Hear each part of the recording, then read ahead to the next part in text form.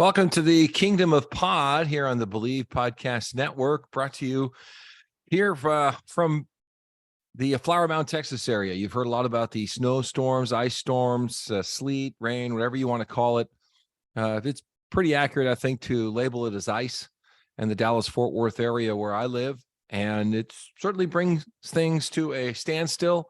Pretty obedient for the most part. Folks are about not driving. And with the stay-at-home practice, there's a lot of things you can do, like record the Kingdom of Pod or work from home. But it's pretty eerie to see that the advice that comes through the news media from the transportation people and the police departments is, if you don't have to go anywhere, don't go. Just stay off the roads. And it's the ice, it's the bridges, it's the curves, it's the difference between, living in an area like this where all of that is going on. Some of you live in other areas of the country like Boise, Idaho, which is conditioned to it. There's more sanding of the roads. There's more vehicles the government has to be able to go out and help all that. Plus, I think there's more experience on the road, and the temperatures are different. And the ice is not as prevalent as it's just snow, and your car does better in it. So if that's what you're looking for, there's an update on that. But let's get back to the news, really, for Boise State football. A new running backs coach. We have National Letter of Intent Day, and let's do some Q and A on Kellen Moore and some cleanup there. First, James Montgomery is the new running backs coach at Boise State. He comes over from Fresno State. In looking at some research about the position at Fresno and understanding more about the challenges that they're having with paying coaches, this is just another in a long line of assistant coaches that Coach Tedford can't hold on to because of the money situation there. And they're not able to up the pay to the point where Boise State has it. You read that Montgomery would be checking in at Boise State on a 2-year contract at $195 and $215, and he made $125,000 at Fresno. I doubt he's on a multi-year agreement. B, I read that they had tried to up the ante and offer him more money to get him to stay, but that wasn't in the cards. They could not get the pay as high as where Boise has it. And maybe this kid is a career climber and wants to get to the next stop on his bus and just keep going from there. So he came up to, I guess, through the FCS system. I think it was Sac State. Had some success in recruiting, and that's another key piece to all this. Look at what Boise State lost with Keith Bonaparte. Yeah, a running backs coach and special teams coordinator. I'm not poo-pooing that, but if you ask those in college football, it's easy to find people who know enough X's and O's and ball to essentially point running backs in the right direction, decide who plays, and sort of manage the personalities, and X and O up on special teams. What's more difficult to find in college football are people who have deep connections in recruiting and can bring in star athletes to your program. And that's one thing that Montgomery is known for. And that's what Keith Bonaparte was known for, amongst other things, that he had deep connections. He related well to parents and players, and he produced NFL football players ultimately that came through under his recruiting and watchful eye. So Bonaparte, I think, was a very difficult person to replace on that staff. It happened suddenly, and I do understand they may have even offered him more money to stay, and they couldn't get to the dollar number to convince him to not go back to the Power Five and rejoin Smith and go to Oregon State and all of that. Cost of living is good. I'm sure he made more money than he was making at Boise. Better opponents, better league. Better treatment. He had been, I'm sure, accustomed to all the things that come in the support staff to an assistant coach at a Power 5 school like that. He didn't have to coach special teams anymore. And he's probably pretty comfortable with Jonathan Smith, an offensive-oriented coach. And he knows what Bush Hamden is going to be able to do at Boise State. And maybe there's a learning curve for Bush. Maybe they didn't get along. Maybe everything in between. No idea. Cannot report that I know anything about that. But all of it led to him saying, oh, there's an opening? Great, I'll take it. And it was quickly done. One thing that surprised me and I wanted to know a little bit more about was Montgomery coming in as the recruiting coordinator. Now, so here's a guy that was at Fresno, no history with Boise, no history with coaching with anybody from Boise State. And so from the outside looking in, what's up with Oh, the new running backs coach, let's name him the recruiting coordinator as well. And in talking to a few different people who should know, sometimes like the assistant head football coach position, it is a title given to somebody so that they can throw more money at them. And sometimes that person wants that title because there is some credit that is given by the outside world to assistant head coaches and or recruiting coordinators that is deserved or undeserved or somewhere in between.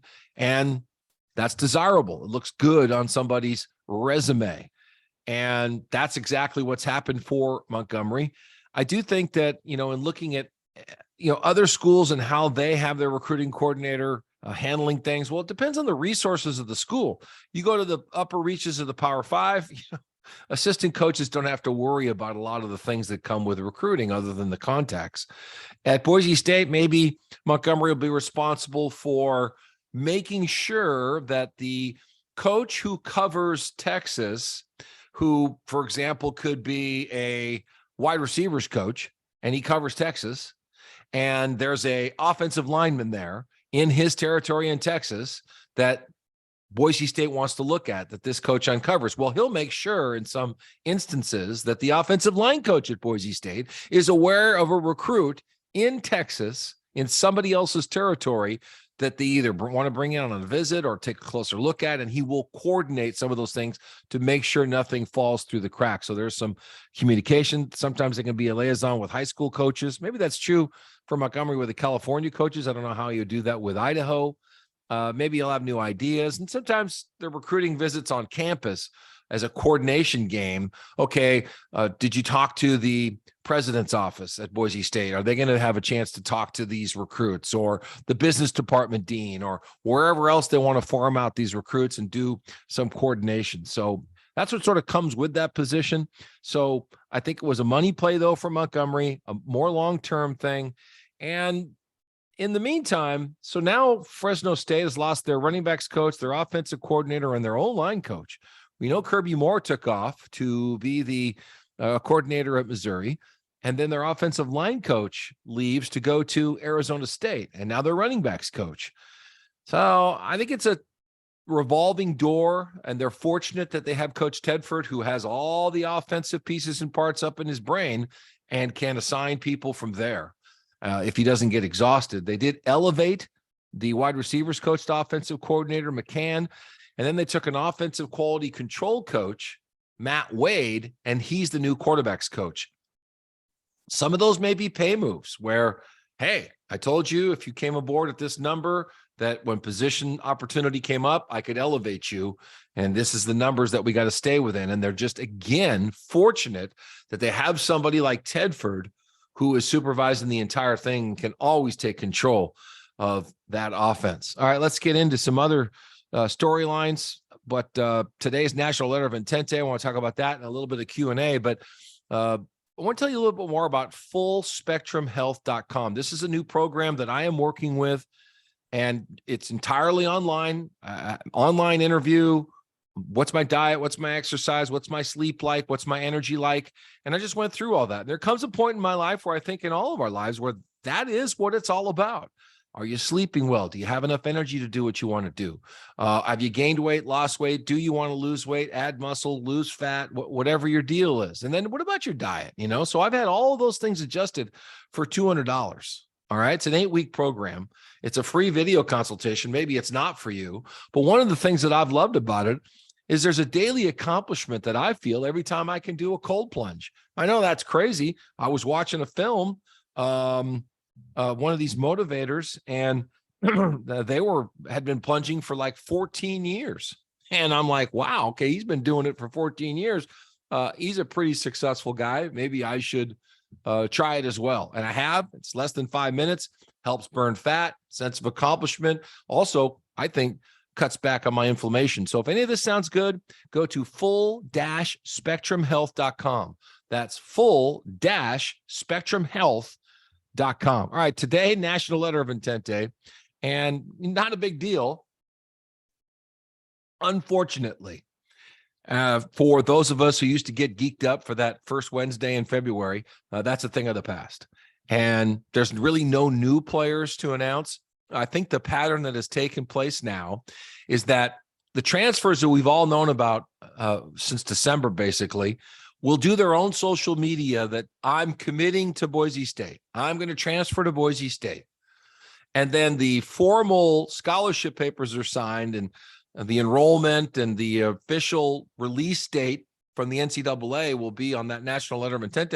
So another wave of publicity comes out from the schools, what you're seeing today, plus the walk-ons who are coming on. But here comes these kids that we've all known about already with zero surprises. And they get another surge of publicity through social media. Here comes their picture. Here comes an interview by an assistant coach that's pushed out everywhere about their potential and who they are and what they're going to offer to the program.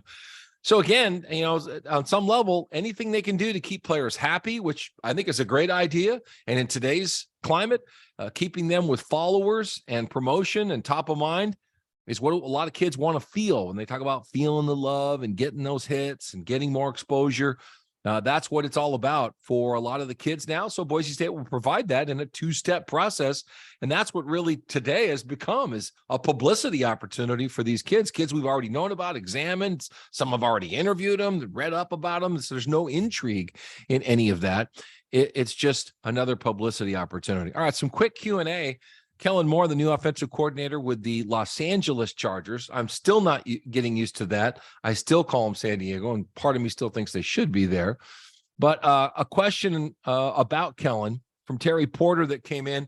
By the way, these podcasts come through the Believe Podcast Network. If you're listening to me, I also put them up on my YouTube channel. You can just search Jeff Cave's YouTube, and that's where you'll find it. Okay. So if you have time to listen through YouTube or watch it through YouTube, you can do that as well. But Terry Porter asked me there, he said, 2 years ago, Boise State pretty much offered Kellen the head coaching job. I wish he would have taken the Boise job. He wants to be a head coach in the NFL, though. I think that's a good point. I don't think Kellen Moore at that time was ready to take a step back to Boise unless they were going to really overpay, and they weren't in a position to do that. And at the time, how, things change in such a short period of time, Kellen was the it guy to take over in Dallas. That was the word. Why would you go to Boise when you looks like you're positioned to be the new guy in Dallas? Dan Quinn wasn't even a thought yet. So that's where he was at that point. And I think he has committed to the NFL lifestyle, which gives you more time off. You can certainly have more time around your family, and he's got a young family that he's growing. So it's all good, I think, but it is true. Bob Easter wrote me and said, who is now going to be taking over the Dak Prescott situation? Well, is it McCarthy? And yes, it is. He said Dak has long praised Kellen. He said Kellen helped him learn how to read defenses, and it was during his rookie year.